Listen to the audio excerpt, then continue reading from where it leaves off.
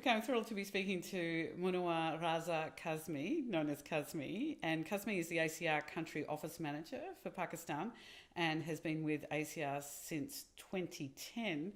Kazmi, lovely to meet you. Thank you. First of all, how important has ACIAR been for you personally? ACIR has been a very good organization from learning point of view because I started working with ACIR back in 2006 when I was leading a mango project from Pakistan government side, and that was my first exposure to ACIR and the Australian scientist and the Australian way of working, which impressed me a lot. And then the journey continued, and then in 2010 I was offered a position which was basically a research program sort of coordinator, which I accepted. And then in 2015 the country manager position opened up and I applied for that and I was selected. So personally I feel that not only from the point of view of my career development, my professional development, but as well as a good organization, I've been lucky to working for ACIAR. And I know ACIAR feels very lucky to have you, so it's a two-way flow. How important is ACIAR's role in Pakistan? Yes, ACIR has been working in Pakistan since 1984-85. So we have a very long standing relationship with the agriculture research and development. And we have a very vast majority of Pakistani students coming over here, not only on the scholarships as well as their own funding, with their own funding. We have at the moment 50,000 Pakistanis studying in Australia. So you can imagine that how strong the relationship between research and development organizations are between the two countries. So, and in Pakistan, ACIAR is always looked at the agency which brings in knowledge and expertise, because it's not about the money, it's about the relationship between people to people as well as bringing in knowledge and expertise. Money you can get from anywhere, but you don't get knowledge and relationship from anywhere. It's a fantastic point to make. What are the challenges for agriculture and farmers in Pakistan, and if we put a gender lens over that, what are the big challenges? The main challenge at the moment for Pakistan is the climate change and water scarcity. We are among the first top 10 countries of the world which are being affected by climate change. So that's resulting into loss of lot of water. And we are learning this from ACIAR, how to manage each drop of water in a productive way.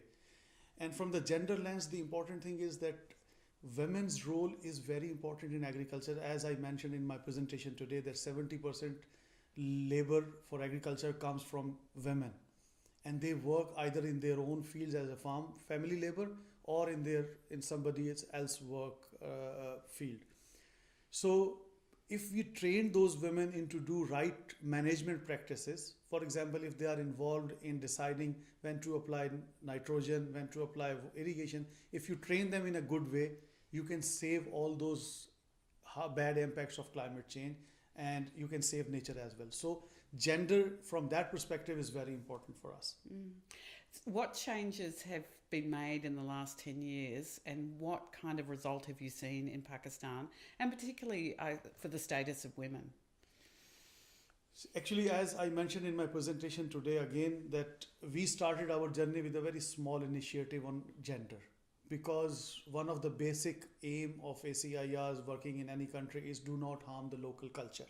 So we have to be sensitive when we are working with women in the villages, because we don't want people to see us as making their social fabric disrupt or something goes wrong with that. So in last 10 years, what we have done, that we have empowered women enough that they are now participating in our day-to-day activities. We have women farmers group being trained under irrigation management. We have, in the last 10 years, we have sent, I think, 7 John Allwright Fellows to Australia. And out of those 7, 5 were women.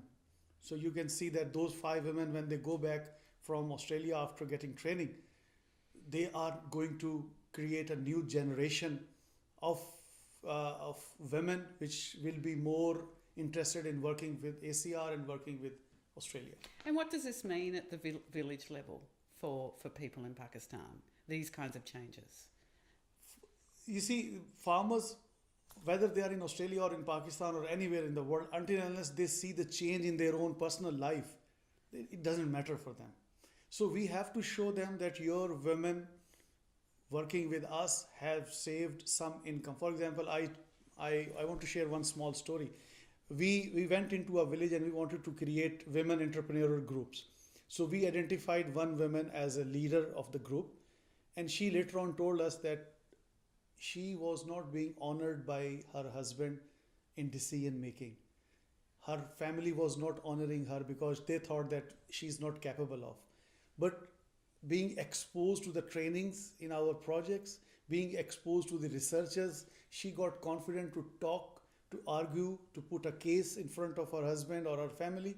And more importantly, she started earning some additional income for her family from trainings. So that helped her to improve her life. And now she thinks that she's an equal partner with her husband. So this is a small section, but the change you make in one person's life, it goes like fire for the others, and people learn from this. With the floating coconut example this morning, and they talked about harmonious households.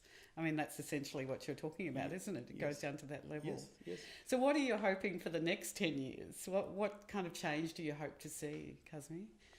I think that in the next 10 years, we will see more women farmers coming up and making right decisions for the climate change, because in last 70 years of Pakistan history, the decisions have been mostly made by men or males. So I see that the next 10 years, we will have more women empowered to make decisions, and we will have very good results for agriculture and for our problems. It's been wonderful to talk to you. Thanks for all the work you do. Thank you very much.